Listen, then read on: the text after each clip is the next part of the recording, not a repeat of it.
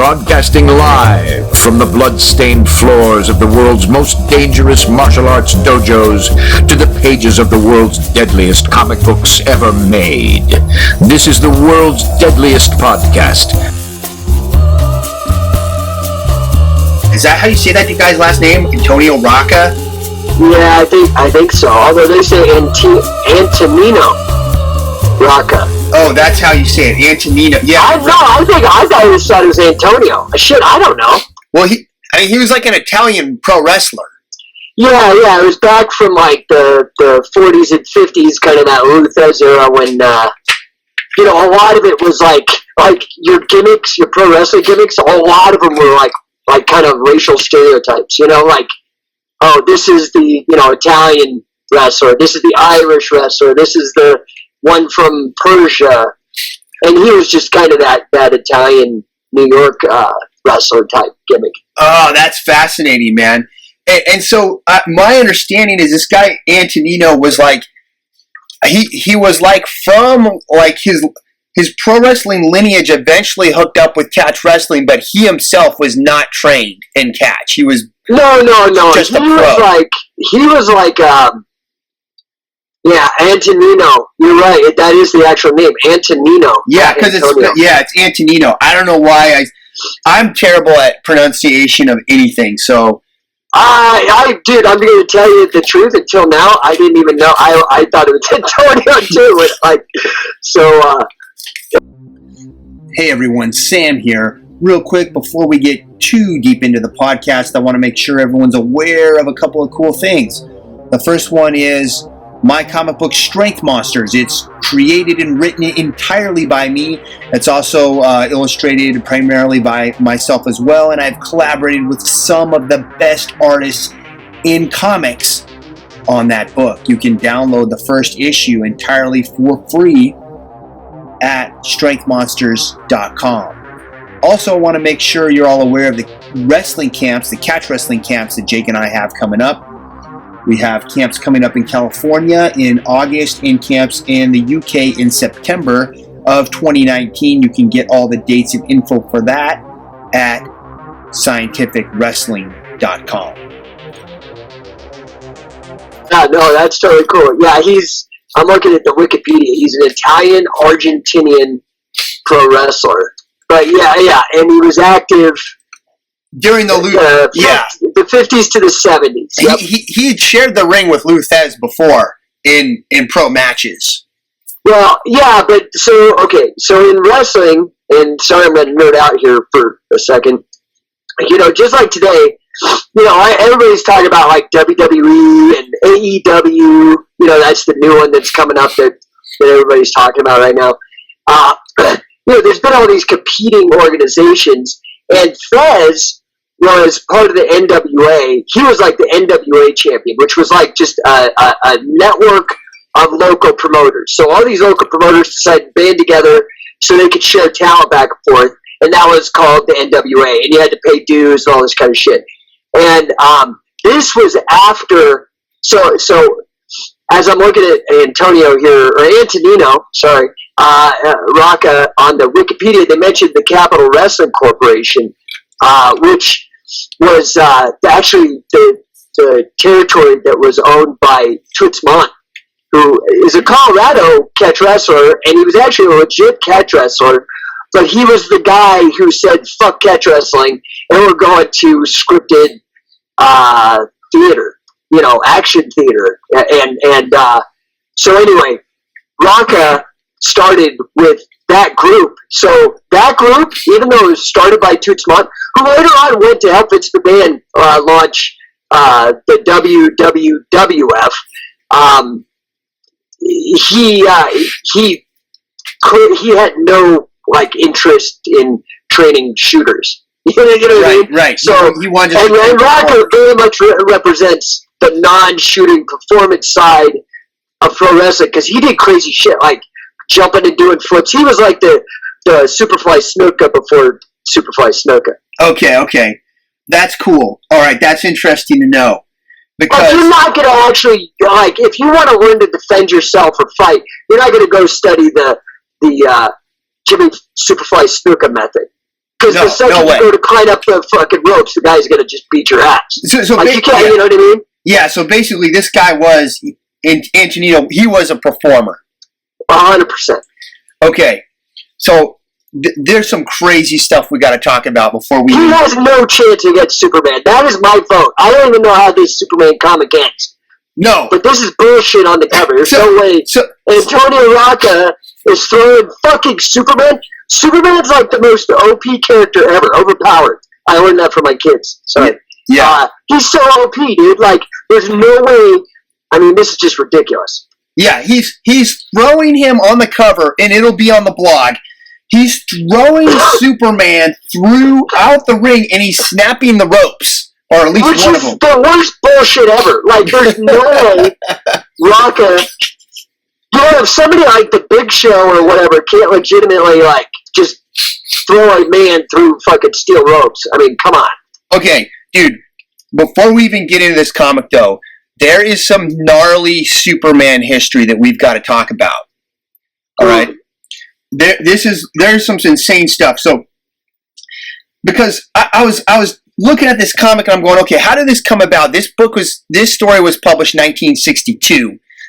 Silver Age of comics, about 30 years almost after Superman was first came out in 1938. So we're not quite 30 years away from his birth. And it's like, okay, how did this happen? Pro wrestler battling Superman on the cover of Superman. Yeah. Well, dude, when I tell you this history, you're going to be like, oh, it's going to make perfect sense. So, to understand Superman, okay, the first thing we got to do is we've got to go back to Weird Tales. All right? Weird Tales was... Yeah, the old, like, serial comic. Yeah, it was a serial pulp mag. It was published in, like, the 20s, 1920s and on. Weird Tales was fantasy fiction. But it's famous because this is where, like, Weird Tales is where, like, Robert E. Howard was published, the creator of Conan. Oh, wow, yeah. They were publishing, like, Ray Bradbury. This is where, like, H.P. Lovecraft's, like, Cthulhu stories were published here. So, Weird Tales is, like, you know, it's iconic. Yeah, I mean, it's like, mega cool, because that's, like, all those guys are, like, high-level creative people. Totally. They're like icons of science fiction, fantasy writing. Yep. Okay, there was another pulp mag that was really popular at the time. It was called Amazing Stories. Now, don't confuse, and I'll probably do it, Amazing Stories with Amazing Fantasy. Amazing Fantasy was a comic book published in the 60s, and that's where the first appearance of Spider-Man came about. Amazing Stories was a pulp mag published in the 1920s and 30s. Now, I guarantee you that they later, and you'll see the connection, Amazing Fantasy, probably they named it that because of the success of Amazing Stories back in the 20s and 30s. Right, just trying to, like, kind of take the rub a little bit by naming it similar or whatever. 100%. Now, Amazing... Wait, Amazing Stories, though. Didn't Steven Spielberg make, like, a TV show called Amazing Stories or something? I remember that. It was like him trying to do, like, a Twilight Zone type of show.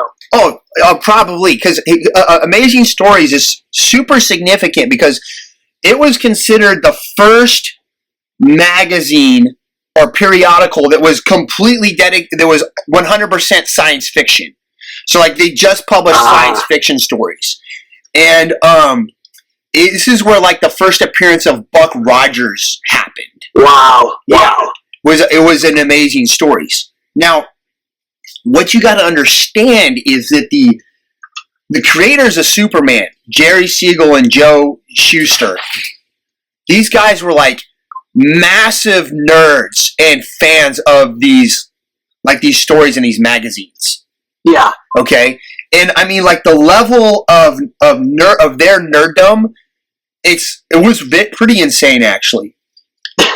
because what you had was you could, like, write in, right, to the magazines here, and you write your letters and stuff. And there's like letters that are still out there by like Jerry Siegel and Joe Shuster and stuff that they were sending to these magazines. And they're all like really formally kind of written, like kind of in the language of the times, or like written saying, I want to congratulate you on such a fine tale by author so-and-so, and might I suggest you have another contest soon. And the contest means like you could send in your own scripts or whatever, and they would pick a winner and publish it in the magazine. Oh, okay, yeah. And Jerry Siegel was submitting to all these magazines sci-fi stories all the time. Like, he wanted to be a science fiction writer. Sure. Now, one of the differences between Weird Tales and Amazing Fantasy was that when you wrote in a letter to Weird Tales, they'd publish it and they put your name, and then they'd put like Cincinnati, Ohio, and then that was it.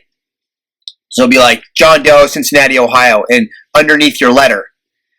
Well, the guy that published Amazing Fantasy, he was this dude named Hugo Gernsback, and he published in the letters page the full addresses of everyone that wrote in.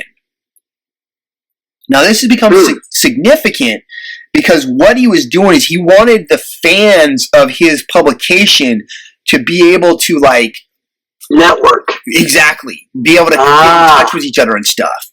Interesting. Yeah, and it's exactly what happened. So there's letters of like guys like Julius Schwartz was like an editor for DC Comics in like the 1960s and stuff, and a writer. He was one of these dudes that was writing into these magazines, and then there's like correspondences between him and the creators of Superman, and they're like teenagers. Wow. And they're sending letters to each other and stuff. Wow. Yeah. So Superman starts out in the letter section of these fantasy science fiction pulps. Yeah. I mean, originally, right? Like, is that fair to say? So that's how these guys all got to know each other, because this dude that you're mentioning in this magazine, he would publish the full address, so they all actually started corresponding. Yeah, they all started corresponding. Now Siegel and Shuster, who are the artist and writer for Superman, they met in high school, but they had connected with all these other like hyper nerd fans of all this science fiction stuff that was getting published in the 20s and 30s, and so Siegel starts publishing his own zine, like his own fanzine. And the thing was called, I wrote it down someplace here. It was called like let's see, his was called the Science Fiction Digest. And the way he got his mailing address for his zine was pulling off all the addresses from the letters pages in Amazing Fantasy. Yeah, which is basically like what people do today, like to get leads lists, they go and they scrape the internet. So, like, if you're trying to sell to hamburger franchises, you go create like a bot that goes out, finds all the hamburger places online, and then finds the contact page, scrapes the address, and then sends them like, buy my special extra lean beef or whatever. Yeah, it's 100% what these kids were doing. Except they were like teenagers, okay? That's smart. Yeah, and it was, I'm sure it was far more effective then than now. Less people were doing it. Right. But so in Jerry Siegel's zine, he puts a story. He only published like 6 issues, I think. He puts a story in there called "The Reign of Superman," and in this story, it was drawn by Joe Shuster. Drew like pictures to go along with it, and Superman's just like this like evil kind of villainous guy, I think, and I don't remember all the details, but he's a bad guy. Yeah, and he looks nothing like the Superman of the comic. Like there's almost not much relationship between the two other than the title. Okay. But you can see it's like in these kids' heads. And I think the main point I'm making is that to understand Superman, like how he was spawned, was hugely influenced by the science fiction of like the 1920s and 1930s. Right. So like a lot of people that to understand Superman, you got to understand this is like a science fiction character that became a superhero. Yeah. You know, he wasn't created like they weren't really much superheroes at the time. I mean, there was comic strips like Tarzan was by Hal Foster was published in the newspapers, and you had detective stories and stuff like that in the newspaper. So there was this sort of genre going on, I guess you could say, of like the hero, but not like what the superhero of the modern day was still not really a big deal yet, you know? Right. And so Superman wasn't that powerful when he first started. He became more powerful as time went on and more writers got a hold of him. They kept adding powers to him. Right. Yeah, because at the beginning he couldn't even fly. Exactly.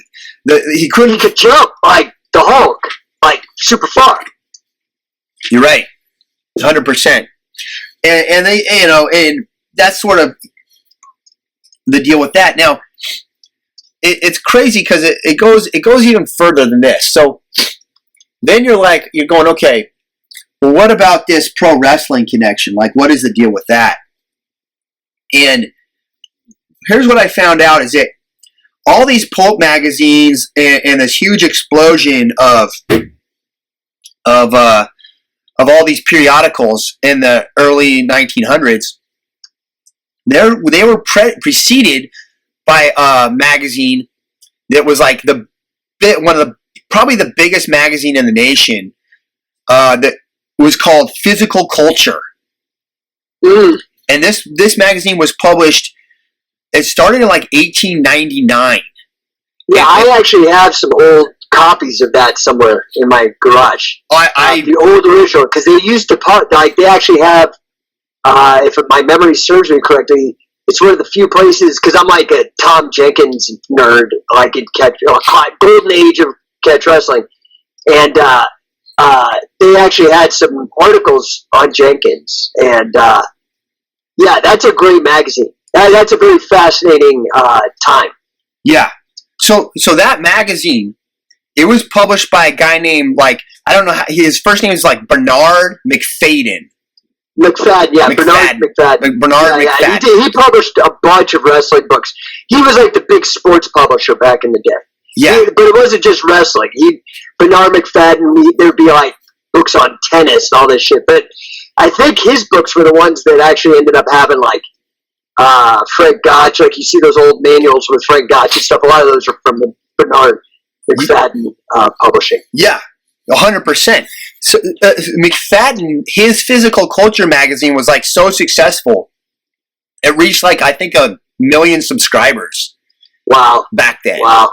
That he built literally like what you just said, this huge publishing empire. Yeah, based on fitness, I think was his niche. It was based on, that's where it started from. And it, just like you said, he had all these featuring strongmen, wrestlers, catch wrestlers, all this stuff. Now, those magazines were so huge when Jerry Siegel and Joe Shuster were kids. Joe Shuster, who drew Superman, drew him in tights with his underwear on the outside. Ah. You know?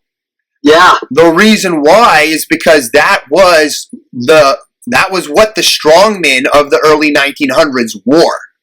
Right. And and even some of the some of the strongmen, the wrestlers would wear those tights and stuff like that.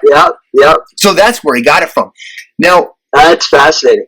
Shuster, when he was 10 years old, he was a newsstand boy. That was his job. And a newsstand boy, what they did was they delivered the newspapers from the newspaper to the newsstands. Like a paper boy, but he just dropped them off at the newsstands. So back then there was newsstands like every block. So I guarantee. So you're saying that Schuster was a newspaper guy, right? He was a newsstand kid. He delivered papers to the newsstand, and I guarantee this kid, he saw all these magazines with all these strong men and wrestlers and everything like that. Mm-hmm. And yeah, because that was before the internet. That's how you got your information, was like magazines and books. Well, 100%, dude. to the point where in the first Superman story, the newspaper that Superman works for was called the Daily Star, which was the same newspaper that Schuster worked for. So you see how much like the world around him was informing his art and their stories. It was like, well, what's interesting too is like when you think back to those early comic books, and in terms of the connection with physical culture, you look at those early comic books. They always had that ad of the wimpy kid getting sand kicked in his face, and then it's like, you know, the Charles Atlas Company or some shit. And they say a manual how not to be a wimp anymore or whatever, you know. Yeah, that when McFadden was like he was like the innovator of that, and then Charles Atlas was came along after, and these other guys, Joe Weider later on. Yeah, but McFadden was like the first guy to do it. Atlas was the most famous with his ad, the insult that made a man out of Mac. Is that what that's called? Yeah. Where he gets the sand kicked at him or something? That's the one where he's like on the beach and like, and then the guy's like, if you weren't so, he's like, I'd beat you up, but you're so skinny you might just blow away or something like that. and his girlfriend leaves him.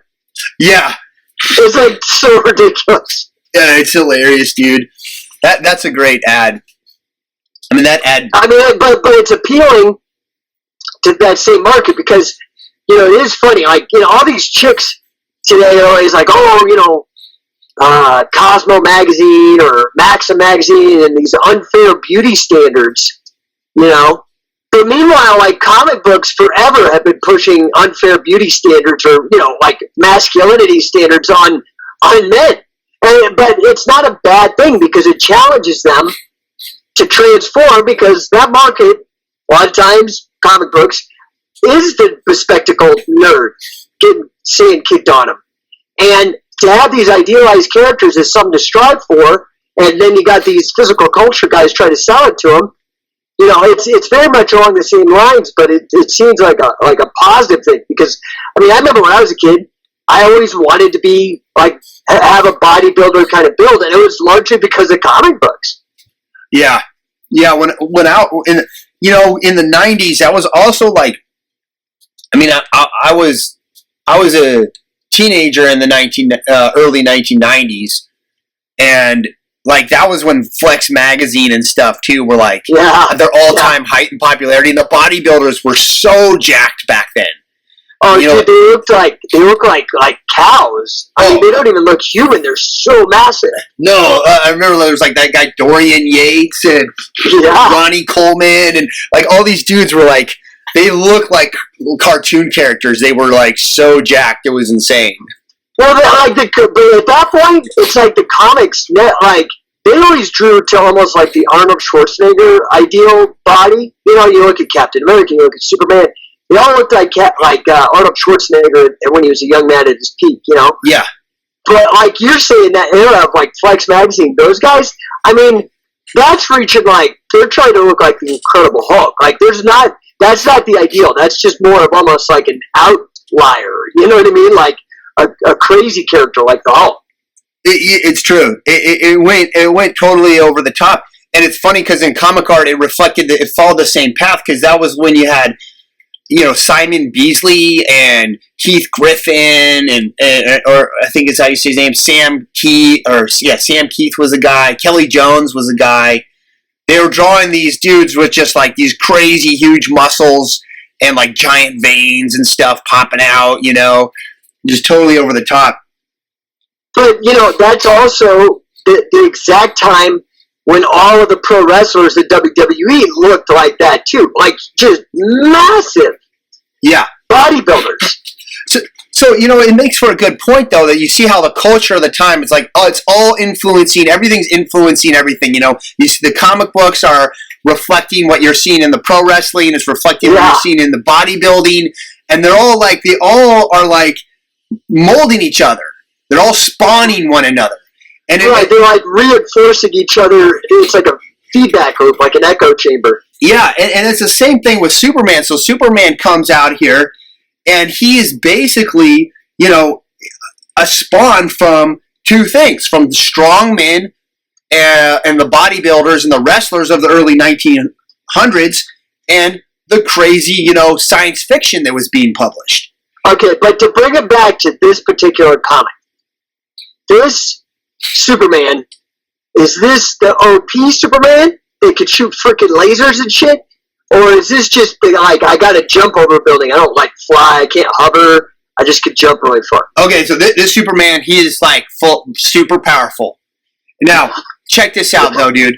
So this is a preposterous. Yeah. This is a preposterous episode or issue.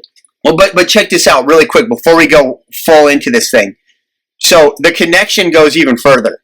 So you remember I'm telling you about Amazing Stories? Yes. All right. Yes. So the guy who's publishing that, Hugo Gernsback, the 1930s hit. We're in the Depression, right? The guy's having financial problems, so he sells the magazine. Guess who buys it? Oh wow, Schuster. McFadden.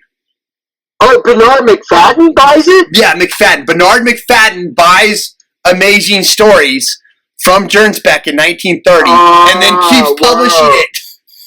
Whoa. How insane is that, dude? So is this where they decidedly, this amazing, these pulps take the turn from science fiction to the more kind of bodybuilder looking comic book hero?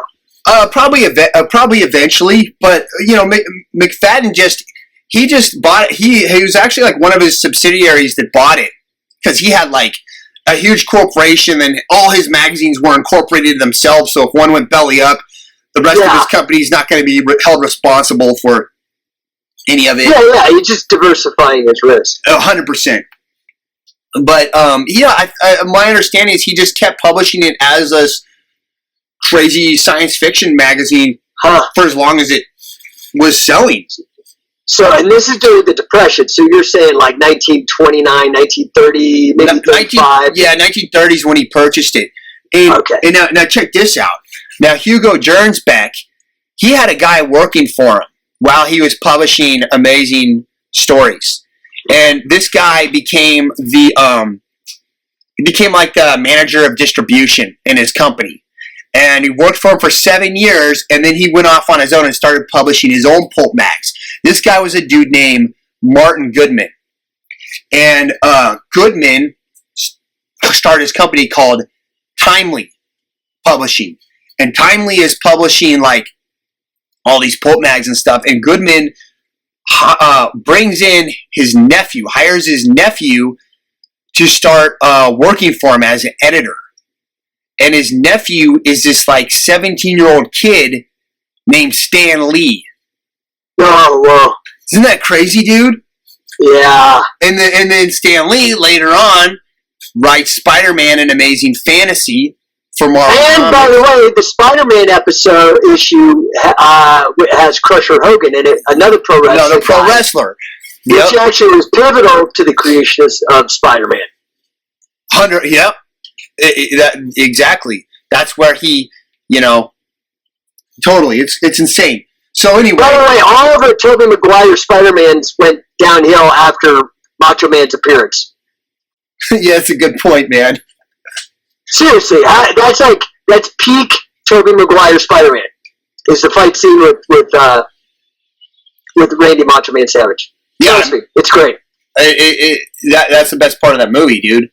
That's basically the whole point of going through that whole history is more or less just to really show so people will understand Superman better, right? That he's a science fiction character who came from kind of not being so overpowered to totally being a god. Right. So now we're in 1960s Superman, right? So he's totally overpowered at this point, but we got a pro wrestling issue. Guess who wrote this story? Who? Jerry Siegel, the creator of Superman. Yeah, so wow. So even though we're in a more modern Superman, it's being written by Jerry Siegel, by the creator. Yeah, so that's why we have this kind of old school pro wrestling Superman story. Wow. I mean, I'm just looking at the techniques on page 1, and it looks more like Gracie Jiu-Jitsu. Yeah, it does. So, look at that takedown in the top panel on the second page, the top right panel. Where he's like got the leg hooked. And then it's funny, you go to the panel below where it says and as Antonino Rocca obliges, his hook scissors ride hold. So if Clark Kent were to sit his ass back towards his heels, he'd actually get a toe hold on that near side leg. Yeah. That's a Fujiwara trick. Like a counter to this hold. Oh, that's cool. It's cool they put it in there though. Well, even if you look at like that hammerlock thing he has on Clark, I mean, isn't he has it on backwards, doesn't he? Or that figure 4? That's a weird. Yeah, it's a weird. Okay, I guess it is like in the right configuration. It's in the right way, but to be honest with you, like I think a wrestler would take it as a bar. You know what I mean? Yeah, I would have done a bar, but Rocco's left arm would go where Superman's right wrist is, his left elbow. You know, where the whole Superman's right wrist. All right, dude. Well, let's get through this story, man. We've probably talked through so much history, but so the first. This is the problem getting like comic book and catch wrestling nerds together on a comic book about wrestling. Yeah, but that's part of what this podcast is about, man. We've got to go deep into this stuff. Are you going to post the whole comic online? Probably not, because I don't want to get in. Yeah, that's probably like some weird copyright thing. Right. Damn. So there'll be a couple. You got to find this issue. It is absolutely ridiculous. But don't worry, we'll describe what's happening. So it's so ridiculous. The first panel, you've got Antonino is holding 2 wrestlers up, one with each hand. And one is dressed as Samson, and the other is dressed as Hercules. Yeah, and it's like, what's this? A professional? Yeah. But wait a minute, sorry to interrupt, but the thing that you have to always remember about Rocca, like his gimmick, right? Besides being kind of spastic and jumping all over the place, his gimmick was going without boots, because he would say that he could use his feet like hands. Oh, yeah, so, like, now you see like guys like Matt Riddle, and unfortunately you don't see anybody in commentary making a connection to Antonino Rocca when they see like Matt Riddle, who's an MMA guy who converted to pro wrestling, but he does the same thing. He comes out with no shoes. He wears flip-flops to the ring or whatever. Anyway, sorry, that was like a huge thing with Rocca, though, is he was always barefoot. Oh, he's barefoot in the comic book. They stay true to that. So it says, a pro wrestler who is so incredibly strong that he can easily beat 2 of the strongest men in all history? Do you think this is surprising? You haven't seen anything yet. Wait until you read the smash surprise ending of the tale entitled The Downfall of Superman. No, listen, this should have actually been the death of Superman. Yeah. Dude, if Antonio Rocca killed Superman, dude, he'd get over so big, but then Rocca was always the face. So, I mean, you know, you kill Superman, you're going to be a heel. Yeah, you would be a heel. There's no way they could have him kill Superman. Wait, I'm scanning forward now. He has another match with these same guys. It's the same thing. He's like wheeling them around, one in each hand. Oh, dude, that panel was awesome. So this story is illustrated by a guy named Kurt Swan, and basically Kurt Swan became like the bullpen Superman artist in the 1960s.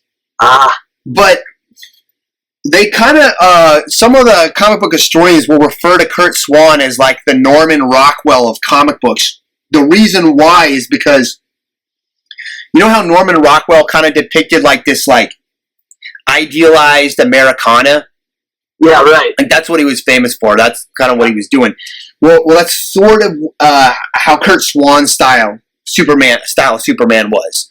It was like I mean, it's very standard, like kind of 1950s idealized. Yeah, iconic. Yeah, Superman. Yeah.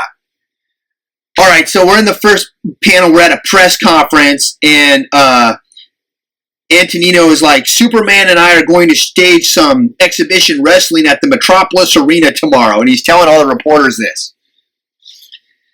and one of the reporters looks like it's Clark Kent, and he's like, the profits will go to charity, eh? Would you demonstrate some wrestling for our photographers, Mr. Rocca? And he's like, sure, Kent. And so now we get into these panels where we were talking about earlier, where he's demonstrating these holds. On Clark Kent, though, he says, "Yeah, I'll you can take some pictures if you be my wrestling partner." Yeah. So he's demoing on Clark Kent, and he's got him in a leg, like you said, this leg trip takedown. Then he's got him in a basically like a double wrist lock with a leg scissors, and then he's got a figure 4 body lock. And the drawings of the wrestling are pretty good. Yeah, they're great, man. I love. It looks great. I love Kurt Swain. I think he's probably one of my more. I like him as a Superman artist, and he draws Superman a little more mature looking Superman. You know, his Superman looks like not like a 20-year-old Superman. He looks more like a 30-year-old Superman. Okay, but they're presenting pro wrestling as real. This is not. They're not breaking kayfabe here, and he takes Superman down. Okay, seriously, dude. Like, I've wrestled really, really strong people. You know, like with joints that just are low bend. They're just really, really strong. Yeah. People that, like, you try to do a hold on them and you end up hurting yourself. You know what I mean? Like, that strong. Yeah. Don't you think that, like, when Antonio Rocca gets his legs around Superman's abdomen, wouldn't Superman's abdomen feel different than, like, a normal human's abdomen? Like, wouldn't it be, like, super duper dense? I would think so. Because in Batman, A Death in the Family, Joker has killed Robin. This is in the future. Superman comes in to, like, try to talk sense into Batman and not allow Batman to go AWOL on trying to get his vengeance back on the Joker. And Batman gets pissed and he punches Superman in the face. And then Superman goes, and then Batman, after he punched him in the face, he's broken his knuckles from punching Superman. And Superman says, "You're lucky I rolled with that punch, or else you could have been crippled." So here's I'm gonna right now. I'm gonna make this issue. I'm gonna turn it into like the Matrix. Okay. Are you ready? Yeah. In this panel where Rocca puts the body scissors on Clark Kent. Yeah. Like they recognize each other's game. Clark decides he's going to put over Rocca, but Rocca realized that Clark Kent is doing kayfabe and he's actually Superman from this point on. Dude, you've just blown my mind. Oh my gosh. But think about it, honestly, like, here's two kayfabe guys, like, right in the middle, like, it's like, so, like, to me, the irony is funny because, one, you've got a superhero pretending to be an actor, and then you've got, like, a performer pretending to be a wrestler. Yeah. Yeah, you totally do. That is so cool, man. It's, like, ridiculous. I want to take a minute real quick and tell everybody about the wrestling camps we have coming up real soon. Jake and myself will be in California, in both San Diego and San Bernardino, in August of 2019. We will also be in the UK, in Doncaster, and in London in September of 2019. I can promise you that at these camps, you will take home a lot of information, knowledge, submissions, wrestling hold, grappling, and experience that you can apply to whatever it is that you're into. Whether you want to be a pro, whether you want to be a submission grappler, whether you do Brazilian Jiu-Jitsu, whether you're a wrestler that just strictly wrestles and doesn't do submissions, I promise that you will be able to learn something and take something of value away home with you from these camps.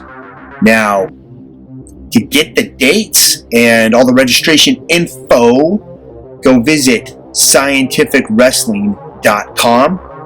Scientificwrestling.com will give you all the information, the dates, the signups, all of that stuff that you need in order to come out and train with me and Jake. It'll be super fun. I promise we'll have a great time, and I hope to see as many people there as possible. Okay, so next panel, Jimmy Olsen's like, tossing Clark around was a clinch for you, but it'd be a different story if you took on Superman. Which is like not related. Superman's not even there. Yeah, and also imagine like the newsroom boy like has to go up and insult the pro wrestler. You know, oh, you're pretty strong against Clark, but against Superman, you'd be nothing. That's hilarious. Yeah. Hey, now next panel, okay. Jimmy Olsen, I'm sorry you got hurt, Clark. Maybe you wouldn't be able to come to the wrestling show. Oh yeah, or maybe you won't be able to go. Up at he's at the prior panel. Clark's getting up saying, "Moan, I think I sprained my ankle. Yeah, I'm going home to the bed." So he's totally like trying to put over Rocca and sell him. He's totally selling, but like he's a top level performer. Yeah. Yeah, he is. Now he's like, when I meet Rocca tomorrow as Superman, he'll never guess Mighty Superman and Weakling Clark Kent are the same person. Because he sold it so well, you know? Right. Well, but why? Okay, why is he going to meet him as Superman the next day? Okay, wait a minute. This is so ridiculous. I mean, this just the level, like, I mean, this would probably be really good on mushrooms because, so first of all, we have this totally weird scene with Rocca and Clark Kent putting Rocca over. Then the very next panel on the next page is Rocca at the jam-packed Metropolis Arena wrestling a freaking octopus in a tank of water, and the octopus is actually emitting ink. He's trying... It's trying to ink him. It needs to get out of there because Rocca is such an animal, and he's wearing a scuba tank and wrestling an octopus. And the guy's like, "Wow, terrific, Lois! Just look at him in that skin diving outfit, wrestling an octopus underwater." Wait, no, there wasn't. Next line is pure gold. So wait, Schuster wrote this. Siegel, the creator of Superman, wrote this. Yeah. Okay, this line, just should be on a T-shirt somewhere. He's pinning his fishy foe to the bottom of the water-filled glass tank. I mean, what the hell, dude? Wow, this is gold. This issue is amazing, dude. So now Lois Lane has got to throw shade on him, though. The guy's okay. Imagine this: the dude has dove into a tank of water with a giant octopus, pinned it to the ground, bare hands. The thing's inking him in the face, and Lois is like, but Antonino Rocca is still a weakling compared to Superman. It's like, he's got to be so pissed at this point. He's like, probably sick of everybody bringing up Superman. Oh my gosh, the octopus is like twice as big as Antonino Rocca. Dude, that octopus would kick his ass if this was real life. Dude, it would have just like taken the giant crazy mouth, you know, and then like just pulled him in and just eaten his head. Oh, dude, it's huge. And those tentacles are just like pure muscle, man. And they're made for moving underwater. Like, there's no way you're gonna overpower that thing. So then, of course, wait a minute. So Superman just shows up. Yeah. So now it looks like we're now. Superman's a dick. He just shows up I guess to show how badass he is. So now we're back in the ring. Superman shows up, and he's going to take on Antonino. And instant later, Antonino has... So first panel, Superman's flying into the ring, and the next panel, Antonino's throwing Superman, launching him out of the ring. And Jimmy Olsen's commenting, Rocca is throwing Superman out of the ring. This is the greatest upset in sports history. Dude, Siegel is trying to get Rocca over big time. Yeah. At this point, Siegel must have watched Rocca when he was younger or something. I mean, he's clearly a fan. Clearly. All right, so now Superman's like landed in the crowd, and then the next panel, suddenly, this bald dude with a little hat flies in. Oh yeah, Mr. Mxyzptlk. Mxyzptlk, yep. Yeah. From the fifth dimension. And he loves to come to our world and play magical pranks on Superman. So yeah, because Superman is like, everybody plays up the whole kryptonite thing as Superman's weakness, but like I think people really forget that magic is his weakness too. He can't fight magic. Yeah, Mxyzptlk was created by Jerry Siegel, the guy that wrote this, and I forget what issue it was he brought him in, like how deep into the Superman mythos he introduced him. But basically, he's like this magical, like sort of like character from another dimension. He's kind of like a trickster, like a Loki type. Yeah, right, exactly. Archetype that basically just like messes with Superman. That's like his soul joy. He gets bored and then he comes to do weird stuff. And the only way you can make Mr. Mxyzptlk go away is you got to trick him into saying his name backwards, which is like the stupidest thing in the world. This guy knows it's his own weakness. Why would he ever? He's going to program himself to never say that fucking word. Yeah. How would you ever do it, dude? How would you ever do it? Okay, so let's see. So Mxyzptlk's in here. He's like, "Hi, Soupy, with my magical powers, I've made Rocca stronger than you." So it all is clear now. Yeah, and so that's basically what. Now it makes sense what's happening. So what they're basically saying is that Antonino Rocca is on performance enhancing magic. He is. He's being performance enhanced by Mxyzptlk. Okay. Yes. Next panel, we got Hercules and Samson. They're in the ring now. Mxyzptlk is floating around above them, and Antonino's in his wrestling stance, and he's like, "Come and get me if you can." And Mxyzptlk is like saying, "Watch now, my boy Rocca will beat them." And now we're in this panel. No, but this is the thing. Wait a minute. No, so in the first panel when we saw him fighting Samson and Hercules.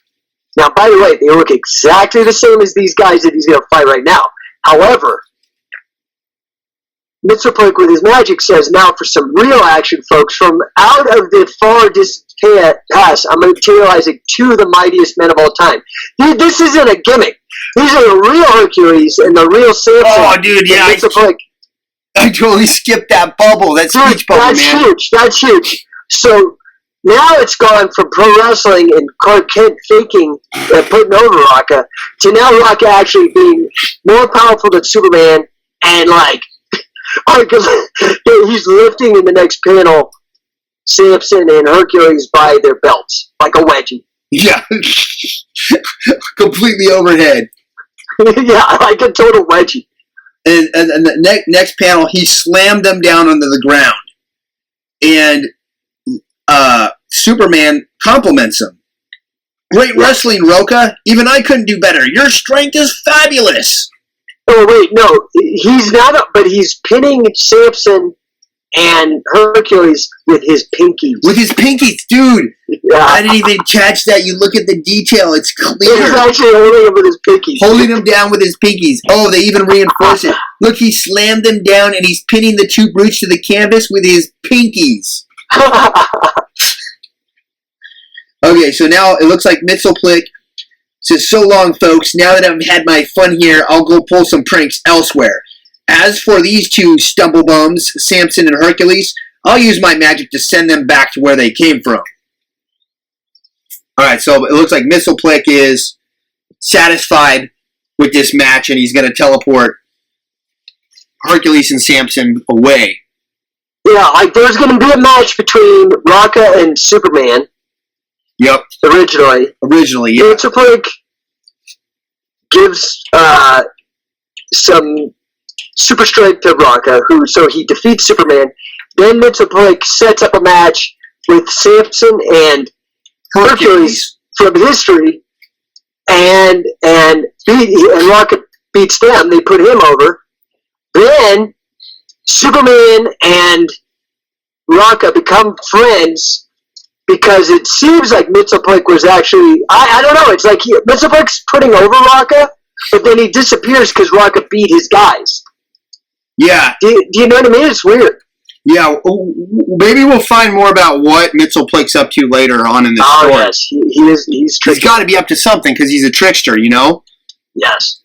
So now we're in Rocca's locker room, and there's a dude, his name is Duke Marples. There's something you can do for me. He's like, Duke Marples the name. There's something you can do for me. I'll pay you well. He's talking to Rocca, and Rocca says, I've heard about you, Marple. You're a crook, and I don't want no part of you or your dirty money. Yeah. So clearly they're trying to get him to fix it. It's almost implied like they're trying to get him to fix a match. That's what I think's happening. Now, right at the beginning, anyway. Yeah. So now Marples has Rocca at gunpoint. And he's like, you'll do me that favor for free. You don't have any choice, pal. Though you're the strongest man on Earth, you're not invulnerable like Superman. Bullets can kill you, so come with us. How in the hell does he know? Yeah, no, I don't know what. I would think Rocca's got to be impervious to bullets at this point. So, it seems to be part of the ability to be a good comic book writer and pro wrestling writer is you've got to kind of like just gloss over these little small inconsistencies. I think so. I think you have to not pay attention to this stuff too deeply. You know what I mean? Right. Okay, so now we're outside of a cave with a giant boulder, and this dude Marples has Rocca at gunpoint, and he's like, our loot is hidden in this cave. An earthquake caused that boulder to fall and block the entrance. Toss the boulder aside or else. And so Rocca picks up this boulder that's like probably the size of like not quite as big as a house, but it's huge. It's huge, yeah. He lifts the thing up. This is probably like 10 tons or something. Yeah, he lifts the thing up, and he's like, your gun sure makes you feel brave, doesn't it? And they're like, get the swag, man. They go in to get the loot. Minutes later, they're walking out with briefcases. They're walking out of this cave with briefcases. All these, like, they look like crime bosses or whatever. And yeah, they're mafia. They look like mafia guys. Mafia guys. And the Marples dude, the main one who's been holding Rocca at gunpoint, is like, we don't need you anymore.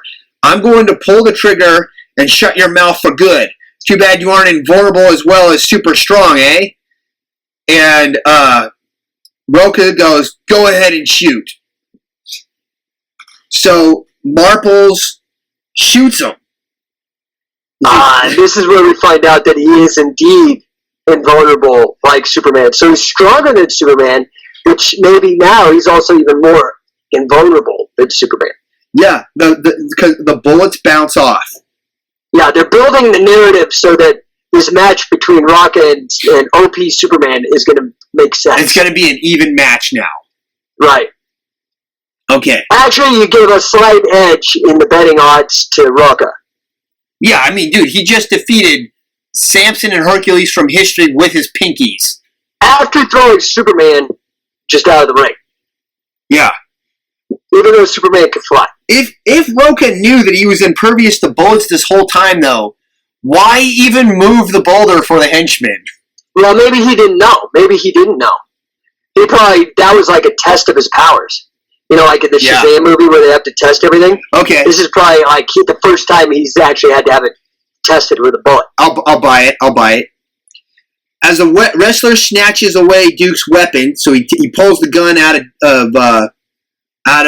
Duke Marples' hand, and Duke Marples is like astonished. The bullets didn't kill him, and now he's crushing the gun with his bare fists. And Rocca's like, some friends of mine trailed your auto. Here's their car now. And who shows up? Dude, I wish I had friends that just would fucking trail, whatever Uber I happen to get into. They just happen to trail it, yeah. I have a feeling those are good friends. So tell them who the friends are, Jake. So, Superman Samson, and Hercules. Yeah. So all these strong men, basically. Yeah. So Marples tries to drive away, and Hercules shoots electric bolts out of his fingers to pop the tires. Oh, wow. And then Samson's got like a tractor beam or something. Yeah. Or no, what is that? Making the getaway car skid backwards on its flat tires. Yeah, so yeah, it's like a tractor beam. He's like pulling it back. So that's cool. So these guys have these cool So is powers. this the first appearance of Samson and Hercules in a comic, in like a DC comic, as characters? Because it seems like they're trying to establish these as characters that have powers. I have no idea, man.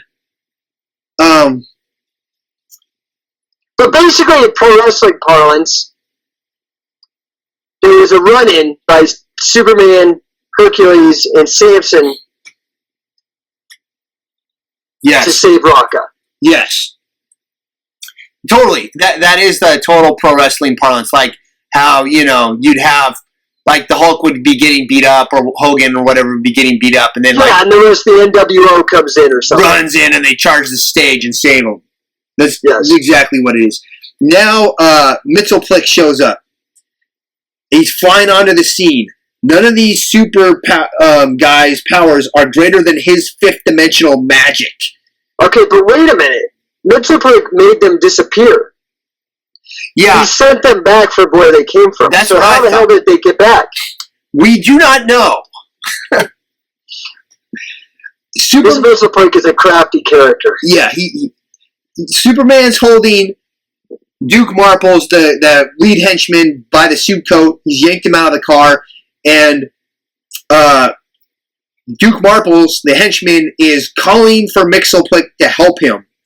And he's like, make a monkey out of Superman by saving me from him. But then we have, what is this? What is Superman's dog name? Crypto.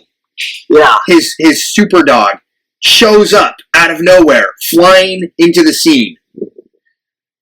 What in the hell? Why is Crypto described as... what in the hell? Dude, this makes no sense. Okay.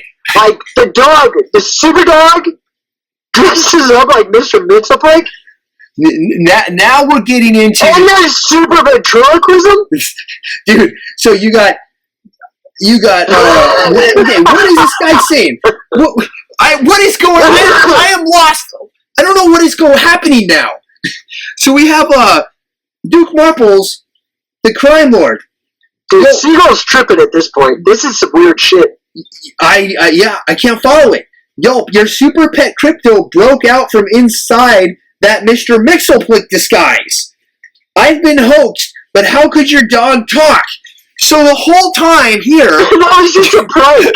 That was just to prank this poor guy who's being yanked from his car by Superman. So this whole time, Superman's dog, Crypto, decided to put on a Mxyzptlk disguise to come in and trick everybody. This is the weirdest thing. Now, Superman... Oh, I see. Wait a minute. I skipped forward. I cheated. Now I know why there's an inconsistency in the plot line with Samson and Hercules. Okay, explain it to me. What happened? Okay, next panel... Oh, my God. Okay, so there's a panel where literally, like, Crypto bursts out of Mr. Mxyzptlk's skin. The costume. Yeah. And he says... what you were saying. He's like, your super pet Crypto broke out from inside that Mxyzptlk disguise. I've been hoaxed. Dude, how could your dog talk? And Superman's reply is, his master accomplished it with super ventriloquism. Wait, surprise, Duke. I'm not Superman. So it's another switcheroo. This is a total swerve, right? Yeah. So, and now a mass, M-A-S-S, a mass unmasking, as Duke's antagonists remove bulletproof plastoid masquerade sheets What the fuck? Bulletproof. That shit don't even exist in that. Okay, so now we're getting into the sci-fi aspect. So they have these bulletproof plastoid masquerade sheets, which is basically bulletproof costume. That's pretty They rad, make them though. look like these other people. So underneath the Superman disguise was me, Antonio Rocca. So Superman is actually Rocca. Okay, got that. Rocca is actually Superman. That's why they were able to shoot him. Okay. Samson is Lightning Man, a member of the adult Legion of Superheroes from a future era. Jesus Christ. Okay. And Cosmic Man, another adult Legion member. There's clearly kids, and they need to make this fucking point driving home. Another adult Legion member portrayed Hercules. So Cosmic Man and Lightning Man are these future superheroes. Okay. And then the whole time, Mxyzptlk was Crypto. Yes. Okay. Now it all makes sense. This seems like a very complicated way to go about getting these criminals when you have fucking superpowers like super hearing, x-ray vision. You could totally set them up. I mean, dude, they had to bring these guys. Somehow these guys got brought in from the future. and they were in bulletproof plastoid masquerade sheets, not just from the future. Okay, but you know what? Maybe they brought the bulletproof plastoid masquerade sheets from the futures with them. They could have, very well.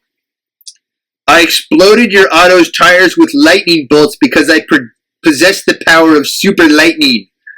Thank you for telling me that. Like I'm the bad guy. Like the bad guy really gives a shit, at this point.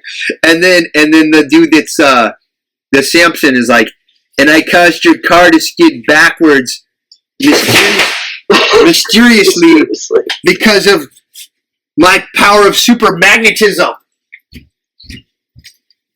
Oh my god, this is ridiculous. Yeah, so now Superman does talk about super hearing. So what? This is ridiculous. Well, that's one of the things I think that kind of defines this era of Superman is it's an era of like the absurd.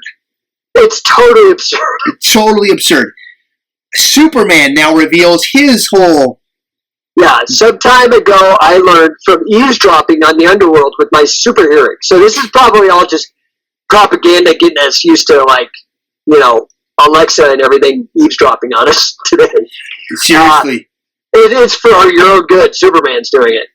Underworld with my super hearing that the cave where your loot was hidden had been blocked by a great boulder. However, I didn't know where the cave was located. I placed Crypto inside a plastic shape of Mxyzptlk after giving him instructions. Then, when I met Rocca at the arena, I told him of my plan, and he agreed for us to disguise ourselves as each other and switch identities. Dude, Siegel's trying to get Rocca over huge. Dude, just what you read, even that is still so complicated. I'm still trying to wrap my brain around exactly how this happened. Yeah, it seems like Superman could have a much easier way of figuring it out. If he could eavesdrop on the underworld with super hearing, why couldn't he eavesdrop on this dingleberry and just get the boulder out of the way? And that was the impetus of this whole plot, was that he eavesdropped and heard this with his super hearing. Okay, but here's the total bitch move, right? Here's the total bitch move of this whole comic. Okay. Which is an amazing comic. This is truly like one of the trippiest things you'll ever see. If you sit and look at it. But here's the total bitch move. Yeah. They don't even have a match. The whole thing is Rocca and Superman, like, they're going to have a match. That's what sells the comic book. I think the only thing you got in the match was going back to page 3. When he gets thrown out. When Superman just gets thrown out of the ring and snaps the There's rope. one panel dedicated to this whole thing. That's the ripoff, man. Right. You buy the comic because you want to see a wrestling match, and they give you one panel. And you want to see which guy wins. Yep. Like, that's the point of wrestling. It's a zero-sum game. And they turned it into a positive sum, right? To where it's like everybody wins at the end. at the end of the day, the payoff was just so bad. That's my biggest complaint with this story, man. The payoff was terrible. The trippiness, I think, really, like, they're hoping you forget by the end with all the crazy identity switching and plastic sheets and fucking all that shit. I mean, but there is no resolution. Like, that's what I'm like. I get to the end, it's the last page, and there's no wrestling match between Superman and Rocca. Listen to this, though, in this panel. The Rocca who so now they're going to explain it further, clarify it even further. The Rocca who tossed Superman out of the ring was really Superman, and Superman was actually Rocca. Get it? Samson and Hercules appeared to materialize and vanish because they wore miniature time-traveling devices distinguished as armbands. So Mitsoplik never actually appeared. It was always Crypto. It was always Crypto the whole time. It was Superman throwing his voice like a ventriloquist. Hey everybody, Sam here. I really quickly want to tell everybody about the progress of my comic book series, Strength Monsters. You can download the first issue for free at strengthmonsters.com if you want to read a comic book, a wrestling comic book that actually has wrestling in it. It's loaded with action, excitement, adventure, all the cool stuff, all the big payoffs that you deserve. Go to strengthmonsters.com, put your name and email in the little box, hit enter, and within minutes, you will be sent the first issue of Strength Monsters. It's over 32 pages at no charge whatsoever. And in fact, right now I'm working on coloring these comics. I've got about 6-7 pages left to finish up for the first issue. And what I'm going to do is anyone that's downloaded that first issue, once I'm done coloring it, I'm going to send them, everyone who has downloaded that issue, entirely free, digital, full color copy of the comic as soon as it's done. So please go over to strengthmonsters.com, check out my comic book, put your name in the email in the little box, and download that comic book. I promise you will not be disappointed. And I really look forward to sharing the full color version of that book with everyone as soon as I possibly can. Now, let's see. Okay, so now we're on the last page of the story. And they're all, like, the henchmen are all, like, looks like they're going to be apprehended or something. They all get their heads down. And Superman's looking up, and these two Legion of Superhero dudes, Lightning Man and... who's the other dude's name? Cosmic. They're floating off into space, and kind of, it looks like they're sort of like evaporating into the... Yeah, they're going back to the future. They're going back to the future. Crypto is flying away, and Superman's saying, knowing you all attended all important wrestling matches, I staged this hoax, certain you'd contact a super strong Rocca and force him to move that boulder. My plan worked. The stolen loot is recovered, and you're going to jail. Which is totally irony, because, it says, knowing you attend all important wrestling matches, the very next line is, I staged this hoax. Which is like, I don't know, maybe the cynical me says that, Siegel is making a clear nod to the predetermined outcomes or the hoax matches of wrestling. Yeah. Later, after the crooks are jailed and Superman's hoax is revealed to the public, and he's being thanked by Rocca now, and they're like shaking each other's hands, like they're like Rocca and Superman are now like they're having a bromance. And right. Thanks for your invaluable aid, Rocca, in helping me trick those crooks. And Rocca's like, to think that for a little while everyone thought I could throw Superman. I wonder how I'd make out. So now they put Superman back over, and then everything makes sense, kind of, in a way. Yeah, and everything makes sense. And then Rocca's like, next panel, Rocca's looking at us. Superman's behind him. They're all like smiling, And Rocca's like, if I were pitted against the real Samson and Hercules, and Superman's like, maybe someday I'll take you into the past through the time barrier, and we'll find out. So they're trying to pitch like if this gets over, if this issue is popular, they will then do a Rocca goes to the past to wrestle Samson and Hercules. Yeah, with Superman as like his manager. Yep. And to my knowledge, that never happened, which is unfortunate because I would have liked to have read that one. Good. Now, some of the best part of the comic is the actual coming super attractions. That's at the bottom panel. Okay. I'm looking at it. Seriously, they have a Lois Lane comic, and they're pitching these 3 stories. One for suspense, Lois Lane's other life. What the hell is that about? For shocks, The Amazing Brain Machine, which is very much a sci-fi thing. And then for surprises, Lois Lane's Fantastic Wigs. Dude, that's the one I want to read. What the hell is that going to be about, dude? But the other one that really caught my eye was The Unwanted Super Baby. Okay, right there. The Unwanted Super Baby. See what would have happened if Super Baby had been adopted by evil parents. So that's probably supposed to be a what-if story when Superman was a baby and he got adopted by evil parents. I would like that one. Sounds, dude. Those all sound fantastic, to tell you the truth. I know. Wow. Yeah, this is a trip, dude. We should do this Spider-Man one next. Okay, we'll do it. I think we should too. Because they redid that, and they had the guy who plays or who the pro wrestler. I think his name was Raven. He was like a hardcore guy. He did a whole rewrite of that episode or that issue. Of that issue, in modern day or whatever. I have it somewhere, but I don't know where it is. The first, the origin story of Spider-Man. Yes, but they redid it, and they did it kind of. Raven wrote it, and he did it from the perspective of Crusher Hogan. Oh yeah, that'd be fascinating to look into that for sure. Cool. So we'll definitely have to do that, dude. So anyway, before we wrap up, though, any final thoughts or comments? I mean, the challenge is like, you and I could go over and analyze this thing and crack jokes, which is totally fun. But people have to see this. This is like a ridiculous comic book. So especially if you're a fan of pro wrestling.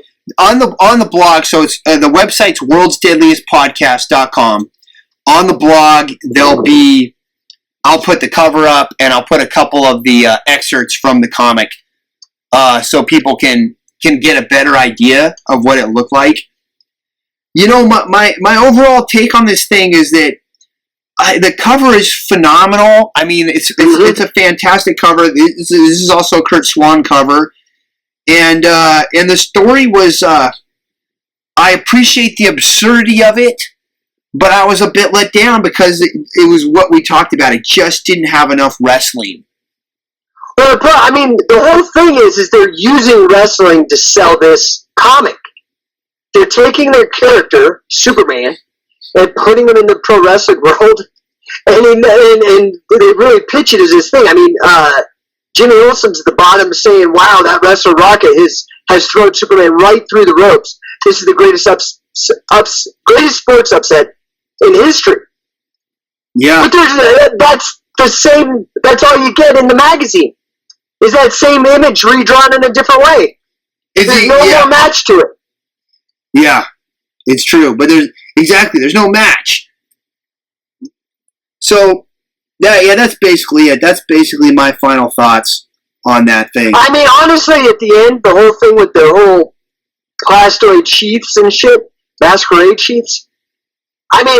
Listen, Siegel, I'm sure, was a genius in many ways. Clearly, he created this iconic figure that's lasted, over 100 years in pop culture. But I gotta say, man, this is just. I'm old enough to remember when the last episode of Dallas came out, and you come to find out that it was all just a dream.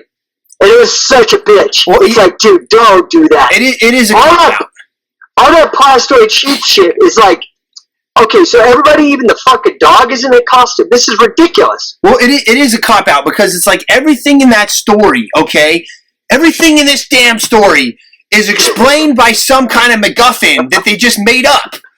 It's like, how did Hercules and Samson disappear before? Oh, they had time traveling armbands on that you didn't even know about before because I just made it up now because I need some way to explain it. dude, when I hear like my 8-year-old and my 10-year-old role play at the trampoline, yeah, this is the kind of story. Like they're like, oh yeah, but then I got this special death ray, and oh my third arm came up from under the ground and got like they just throw shit out there. So it also is nice to go back and look at these stories and to see how much more sophisticated the storytelling has become and how the audience has changed. Because this is clearly anybody with that graduated high school would just be like, this is a really weird story. Well, a kid would be totally probably amazed by this. This even goes back more to like my original what do you call it, thesis or whatever at the beginning of this podcast. Yeah, your premise. Your premise. That Jerry Siegel was, at the end of the day, he was just like a super nerd. Like that's all he was. He was just this hyper nerd. And his writing, in a way, it just reflects it, like right here. It's like, this is just something that, because, dude, the stuff he was reading was really sophisticated. Right. Like you're saying, like Robert E. Howard and Lovecraft. And Lovecraft and, all this crazy sci-fi stuff. And but then, when he gets to his own writing, it's just like, he goes so far into the ridiculous. So you have these writers, like we're mentioning, and they're building like cathedrals. These fantastic structures that are scary because they're strictly believable, even though it's fantastic. And the writers take all this time to build this like cathedral of this story, this illusion. And it seems like Siegel is like those like tin shacks you see in Brazil, like just thrown together on the hillside. Yeah, totally, man. And I guess that's the thing, man. Like, I spend so much time sometimes defending Superman, and then I'm like, why? Why am I doing this? It's got to just be in my head, So my question is this: why wouldn't they take Superman down? Like they made him so OP, they should have him kind of cycle down back to the old like wimpier Superman. That just never flies. I mean, to me that's the most paradoxical thing about Superman. Yeah. Is that usually OP characters, people lose interest because there's no real threat to them. Yeah. There's no real like to move the story. There's not a real conflict because this guy just doesn't die. He can hear everything. He can move the speed of. He can move as fast as the Flash. Like it's like he's got every power. Like what the hell? What's the point? But despite all that, I mean, he's like it's like God in the Bible, like this giant OP character that is like why, and yet he just gets over for like huge spans of time. I don't understand it. Well, it is interesting because I mean you have so many other things that came about as a result of this. I mean, I'm just thinking about that. I'm thinking about, okay, well, right now we're in the area of the absurd. We're in the era of the absurd Superman. But you look at like Alan Moore's Dr. Manhattan. It was like it was kind of a play on the idea of Superman. That you have this guy, Dr. Manhattan. He becomes so powerful that as he gets more and more powerful, he like loses his ability to relate to people. Right, which is what will probably happen with Superman. So finally, Manhattan reaches a point, in Watchmen where he's like, of all the things he can understand, like he can, do all this crazy physics and take things apart and put them together and everything, but like he can't make any sense out of humans to the point where he's like, I'm just going to go to Mars now because I don't want to be around these people anymore. You know what I mean? But like that's like the genius of like where that Alan Moore was like reading these Superman stories and then thinking about it and then making like this is really what the case would be. You know what I mean? Yeah, like that's what the nice thing is. These guys like Grant Morrison and Al Moore and all, these higher level Jeff Johns, like they're taking the characters seriously. Yeah. Like it's not just a gimmick to sell comics. Now they're actually like, okay, I've actually got more sophisticated readers. I've actually got to like really work hard to get them to suspend their belief. Like to deal with this universe. You know what I mean? It's like a video game. If a video game doesn't have good physics, it's kind of hard to get immersed in it. And I think these writers have gotten real sophisticated. Dr. Manhattan, which is funny because this whole new Doomsday Clock narrative that DC is putting forth, which basically makes Dr. Manhattan the god of the DC universe, creating everything and controlling it. The big pitch has been kind of that they've teased is this Dr. Manhattan versus Superman thing. Yeah. But they haven't sold yet. That fight hasn't really happened yet either. I'm hoping it goes better than this Rocca Superman match. Yeah, I mean, at the end of the day, there's got to be, I believe strongly that there always has to be you have to have a good payout to your readers. Yeah. And that's one of the problems. I mean, that's been a problem in popular fiction and stuff. Even now, it's like if you're gonna write stuff, dude, you gotta give your audience a payout at some point, or they're gonna 100%. And this was almost like a jib. That was an awesome discussion, man. I enjoyed it. We got to do it again soon, dude. Yeah. Let's get this Spider-Man Crusher Hogan one. Dude, you want to follow me on Instagram? Well, you can. I'm at World's Deadliest Art. Also, while you're there, you can follow Jake. He's at Anomalist. For additional show notes, links, and other cool stuff from this podcast and or previous podcasts, check out our blog. It can be found at worldsdeadliestpodcast.com. Don't forget to download a free copy of my comic book, Strength Monsters. Go to strengthmonsters.com. Pick it up today for free. Also, check out scientificwrestling.com for all the latest catch wrestling camps, seminars, and workshops. And stay tuned, because we got another World's Deadliest podcast coming out real soon. The music on this podcast is brought to you by Incompetech.com. Incompetech.com. Go to Incompetech.com, where you can find lots of great royalty-free music by Kevin McLeod. Again, Incompetech.com.